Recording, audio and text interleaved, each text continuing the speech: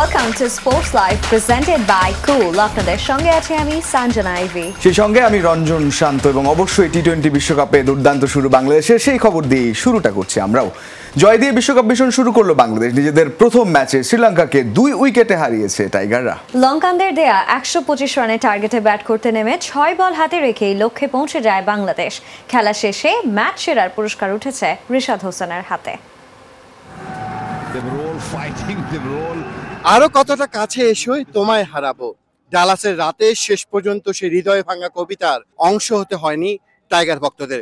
শ্রীলঙ্কাকে হারিয়ে বিশ্বকাপ মিশন শুরু লাল সবুজের বাংলাদেশে।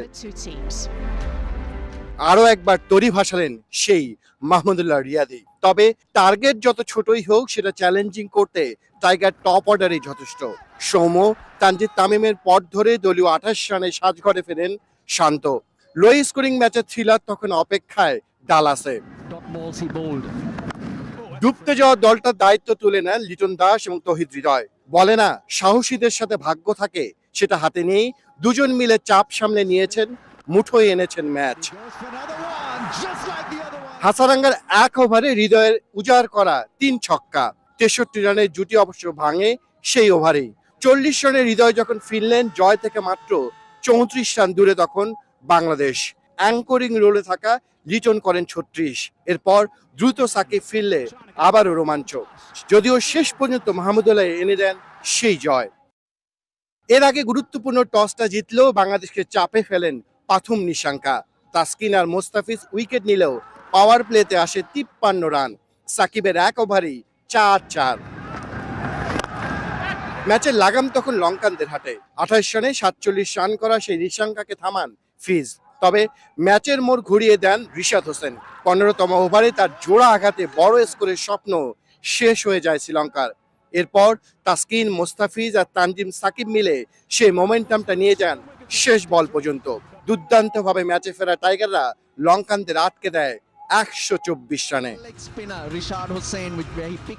অনেকেই বলেন বাংলাদেশের খেলা দেখলে নাকি হার্ট অ্যাটাকের সম্ভাবনা বেড়ে যায়। ডালাসে একই ঘটনার পুনরাবৃত্তি হয়েছে, তবে শেষ পর্যন্ত হৃদয়টা কিন্তু ভাঙেনি। বাংলাদেশের এই জয়ে বিশ্বকাপে আত্মবিশ্বাসের পালে যেমন রসদ যোগাবে, তেমনি নাজমুল শান্তদের এই বিশ্বাসটা দেবে অনেক দূর যাওয়া সম্ভব তাদের এই আসরে। তাহিদ আহমেদ, যমুনা স্পোর্টস, ডালাস, যুক্তরাষ্ট্র। শঙ্কা জমেছিল অনেক আসলে বাংলাদেশের সাম্প্রতিক পারফরমেন্সে, তবে সেই শঙ্কার মেঘ উড়িয়ে দিয়েছে হৃদয়, লিটনরা। এবং দিন শেষে জয় দিয়ে বিশ্বকাপ মিশন শুরু করতে পারা অন্তত চাপে থাকা টাইগারদের জন্য একটা অনেক বড় স্বস্তির। শান্ত কিন্তু বলছিলেন যে একটা জয় তাদের মোমেন্টামটা ঘুরিয়ে দিবে। শান্ত আত্মবিশ্বাসী ছিলেন এবং সেই কনফিডেন্সের সাথেই কিন্তু তারা ম্যাচটা খেলেছেন। যদিও সৌম্য লজ্জার একটি রেকর্ড গড়েছেন, তাছাড়া মাহমুদুল্লাহর যে ফিনিশিং, মানে দুর্দান্ত একটা ম্যাচ খেলেছেন তারা। টিম কম্বিনেশনটা ছিল এবং আমি অনেক নেটিজেনদের কাছ থেকে ফেসবুকে দেখতে পাচ্ছিলাম সাকিব যেভাবে প্রত্যেকটা বলের আগে, তাসকিনের বলের আগে ইনস্ট্রাকশন দেওয়ার যে ব্যাপারটা, যদিও সাকিব উইকেট পায়নি কিন্তু প্রত্যেকটা বোলারদের কিন্তু তিনি এই ডেফিনেশনটা বুঝাচ্ছিলেন কোথায় ফিল্ডারদের দাঁড়াতে হবে। অ্যাবসলিউটলি মাইন্ড ব্লোয়িং লেগেছে আমার কাছে। একেবারে পরের প্রতিবেদনে যাই। শ্রীলঙ্কার বিপক্ষে টার্গেট ছোট থাকলেও অফ ফর্মে থাকায় দল চাপে ছিল বলে জানিয়েছেন টাইগার অধিনায়ক নাজমুল হোসেন শান্ত। তবে বোলারদের দারুণ পারফরমেন্সে প্রশংসা ঝরেছে তার কণ্ঠে। উইকেট ভালো থাকলেও নিজেরা ভালো করতে না পারার কথা জানান টাইগার অধিনায়ক। দলের প্রয়োজনে লিটন, তাওহিদের ব্যাটিং বেশ ফলপ্রসূ ছিল বলে মনে করেন তিনি। সাম্প্রতিক সময় পারফরমেন্স মোটেও ভালো যাচ্ছিল না বাংলাদেশের। বিশ্বকাপ মিশনের আগে যুক্তরাষ্ট্রের কাছে সিরিজ হেরে সমালোচিত হয়েছিল পুরো দল। প্রশ্ন উঠেছিল টাইগারদের সামর্থ্য নিয়েও। তবে বিশ্বকাপে নিজেদের প্রথম ম্যাচে শ্রীলঙ্কাকে হারিয়ে মিশন শুরু করলো বাংলাদেশ। লঙ্কানরা শুরুতে চাপ তৈরি করলেও বোলাররা দারুণভাবে ম্যাচে ফিরিয়েছে বাংলাদেশকে। প্রশংসা ঝরেছে অধিনায়ক নাজমুল শান্তের কণ্ঠে।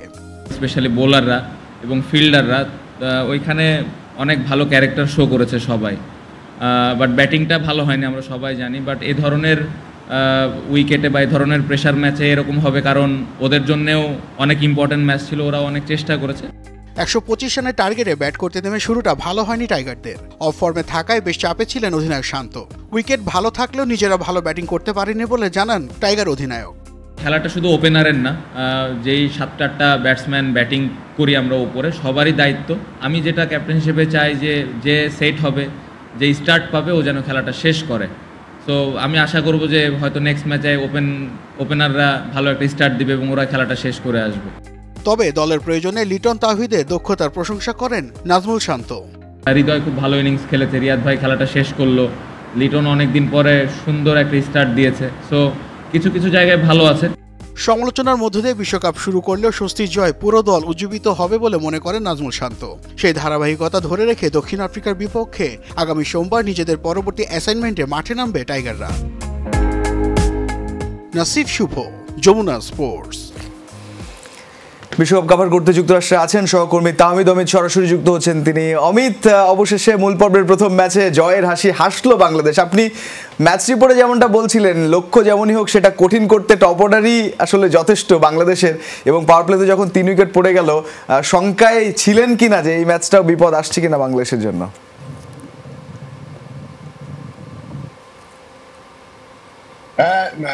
রঞ্জন, যেটা বলছিলেন আপনারা ম্যাচ নিয়ে, আমি যদিও প্রশ্নটা খুব পরিষ্কার করে বুঝতে পারিনি। আমি ঠিক এখন গাড়িতে আছি বাংলাদেশ। আমি গভীর রাতে ফিরেছি, রাত 4:30-5টা বাজে এখানকার। আমরা কিছুক্ষণ ঘুমানোর সুযোগ পেয়েছি, 1-2 ঘন্টা। আমি আসলে বাংলাদেশ দলের বিকেলে ফ্লাইট ছিল, তাদের আসলে নিউ ইয়র্ক চলে যাওয়ার কথা। আপনারা জানেন যে পরবর্তী ম্যাচটা কিন্তু নিউ ইয়র্কে আছে, দক্ষিণ আফ্রিকার বিপক্ষে খুবই গুরুত্বপূর্ণ ম্যাচ। একই সঙ্গে যদিও বাংলাদেশ প্রথম ম্যাচটা জিতে যেভাবে শ্রীলঙ্কাকে হারিয়েছে, তারা সুপার 8-এর পথটা কিন্তু এখন পরিষ্কার হচ্ছে। কিন্তু পরিষ্কার না, এটাকে আরো যদি নিশ্চিত করতে চায় বাংলাদেশ, নিশ্চিত আরো জয় প্রয়োজন, অন্তত 2টা জয় তো পেতেই হবে। সেই জায়গায় বাংলাদেশি দলের টিম ম্যানেজমেন্ট মনে করেছে যে বিকেলবেলা গেলে নিউ ইয়র্কে আসলে সময়টা খুব কম থাকে, হাতে সময় কম থাকে, মাত্র একদিন। সেই জন্য সকালবেলা ফ্লাইট নিয়ে আসা হয়েছে চার্টার্ড প্লেনে। আমরা যতটুকু জানি বাংলাদেশ দল ঠিক 10টার দিকে, স্থানীয় সময় 10:15-র দিকে হোটেল থেকে বের হবে, 12টার দিকে ফ্লাইট আছে তাদের। এবং আমি সেই জন্যই আসলে এত তাড়াহুড়া করে আমি চেষ্টা করছি হোটেলে যেতে, যদি টিম ম্যানেজমেন্টের কিছুটা ছবি নিতে পারি, যদি কারোর সঙ্গে একটু কথা বলা যায়। বাংলাদেশের আজকের এই ছবিটা একটু দেখতে ইচ্ছে করছিল আমার। আসলে সকালবেলা ঘুমের লোভটা আমাকে ছাড়তে হয়েছে, কারণ পুরো যুক্তরাষ্ট্র সফরে মন খারাপ করা দেখেছি। আমরাও অনেক নেগেটিভ রিপোর্ট করেছি, আমি করেছি। টিম ম্যানেজমেন্টের সাথে কিন্তু আমার দীর্ঘক্ষণ কথা হয়েছে, শান্তর সাথে কথা হয়েছে, চেষ্টা করেছে। আমি আপনাদেরকেও বলছি যে বিশ্বাসটা আছে বাংলাদেশ দলের। হ্যাঁ, ব্যাটিংটা ভালো হয়নি, আপ টু দ্য মার্ক হয়নি, দ্যাটস ট্রু। কিন্তু বাংলাদেশ টিম যে মোমেন্টামটা পেয়েছে, আমি বললাম যে আত্মবিশ্বাসটা সঙ্গী হয়েছে, আমার বিশ্বাস পুরো দলটাকে আজকে চেঞ্জ করে দেবে। সেই ছবিটা আমি দলের ছবিটা দেখতে চাই। নিশ্চয়ই দেখার সৌভাগ্য হবে টিম হোটেলে পৌঁছালে। অমিত, অসংখ্য ধন্যবাদ, যেহেতু ব্যস্ততার মধ্যে আছেন, এবং হোপফুলি বাংলাদেশের ওই মুহূর্তগুলো আমরা দেখতে পারবো আপনার থ্রুতে। ধন্যবাদ যুক্ত হওয়ার জন্য, আর পরের ম্যাচের জন্য শুভকামনা থাকছে। প্রবাসী সমর্থকদের ভালোবাসায় যেন একখণ্ড বাংলাদেশে পরিণত হয়েছিল যুক্তরাষ্ট্রের ডালাস। নেচে গিয়ে উদযাপন করেছেন লাল সবুজদের বহুল কাঙ্ক্ষিত এই জয়। অন্যদিকে হেরেও বাংলাদেশের সমর্থকদের নাগিন ডান্স দেখালেন শ্রীলঙ্কান সমর্থকরা। তবে টাইগারদের খেলার প্রশংসাও করেছেন তারা। যুক্তরাষ্ট্র থেকে বিস্তারিত জানাচ্ছেন তাহমিদ অমিত। অসাধারণ এক জয়, যদিও হার্টবিটটা বাড়িয়ে দিয়েছিল বাংলাদেশের ক্রিকেটাররা, সবসময় সেটি দেয়।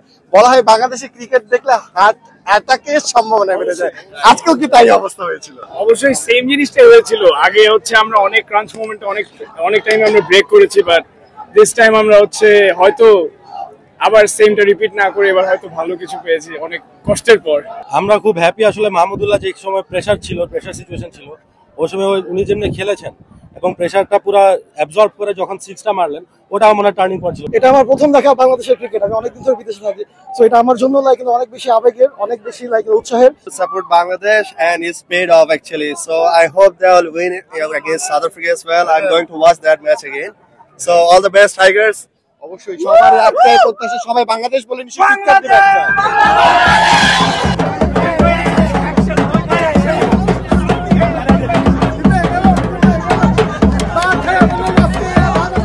Nagin dance? This one? Yeah, there we go. It's okay. This one, you got it. They play well. End of the day, they are the best. So they deserve to win. So it's okay. That's always games, cricket by chance. But the wins and lost, we accept that.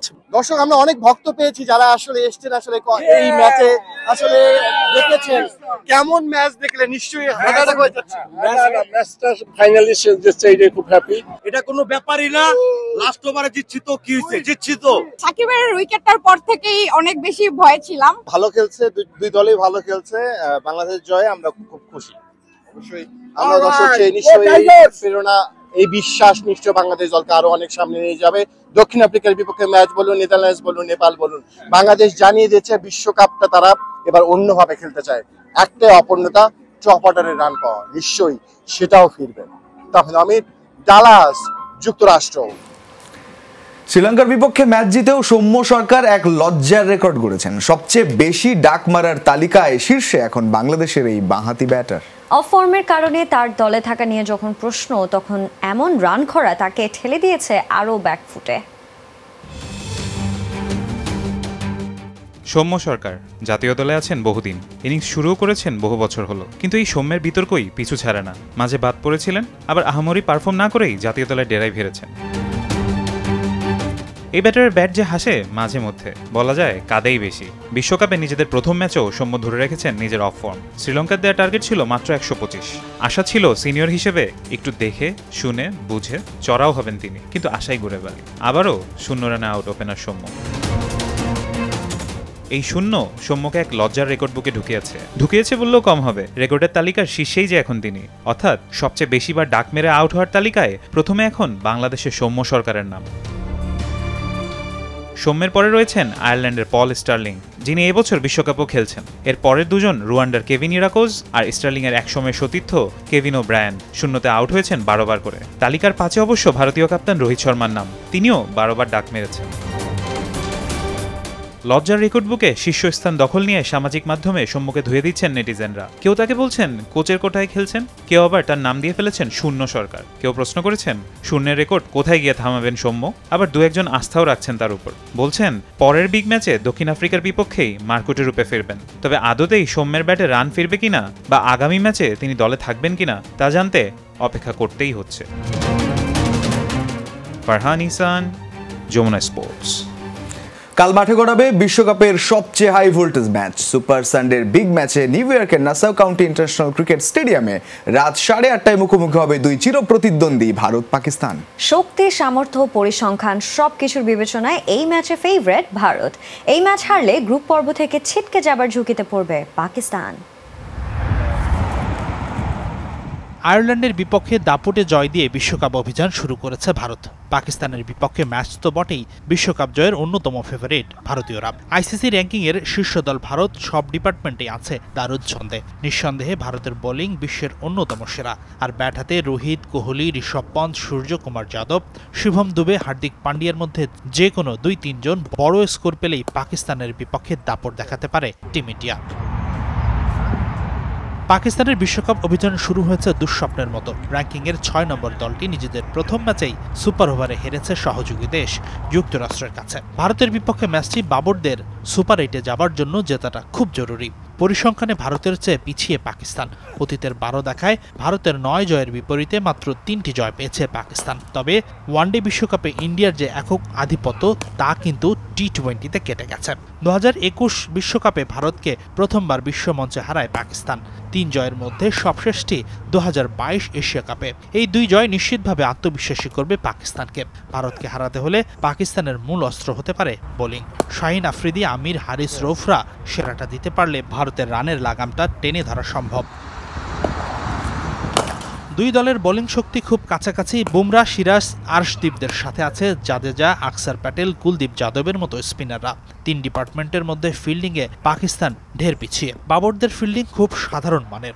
দুই দলের batting তুলনা করলে এগিয়ে থাকবে ভারত। বাবর, রিজওয়ানরা নিয়মিত run করলেও রানের গতি বেশ মন্থর। স্ট্রাইক রেটের বিবেচনায় অনেক এগিয়ে রোহিত, কোহলিরা। বিশ্বকাপের সবচেয়ে এই হাই ভোল্টেজ ম্যাচের জন্য টিকিটের মূল্য আকাশচুম্বী। 3 ক্যাটাগরিতে টিকিট বিক্রি করেছে আইসিসি। সবচেয়ে বেশি যে টিকিটের দাম সেটির মূল্য $10,000, বাংলাদেশি টাকায় প্রায় 12 লাখ টাকা। আর সর্বনিম্ন টিকিটের মূল্য $2500, সেটাও প্রায় 30,000 টাকা সমমূল্যের। হাসিনুর রহমান, যমুনা স্পোর্টস। এই ঈদে কনকা হাইকোর নির্দিষ্ট পণ্য কিনে ঘষা দিন স্ক্র্যাচ কার্ডে, জিতুন গোল্ড জুয়েলারি আর আকর্ষণীয় সব নিশ্চিত উপহার। টি-20 বিশ্বকাপে দিনের আরেক ম্যাচে নিউজিল্যান্ডকে 84 রানে বড় ব্যবধানে হারিয়েছে আফগানিস্তান, যা আন্তর্জাতিক ক্রিকেটে যে কোনো ফরম্যাটে কিউইদের বিরুদ্ধে আফগানিস্তানের প্রথম জয়। 56 বলে 80 রানের ঝড়ো ইনিংস খেলে ম্যাচ সেরা হয়েছেন রহমানুল্লাহ গুরবাজ। টস হেরে আগে ব্যাটিংয়ে নেমে রহমানুল্লাহ গুরবাজের 56 বলে 80 রানের ইনিংসে 6 উইকেটে 159 রান সংগ্রহ করে আফগানিস্তান। জবাবে ফজল হক ফারুকি ও অধিনায়ক রশিদ খান 4টি করে উইকেট নিয়ে ধসিয়ে দেন নিউজিল্যান্ডের ব্যাটিং লাইন আপ। মাত্র 75 রানে গুটিয়ে যায় কেইন উইলিয়ামসনের দল। এই নিয়ে টানা 2 ম্যাচে প্রতিপক্ষকে 100 নিচে গুটিয়ে দিল আফগান বোলাররা।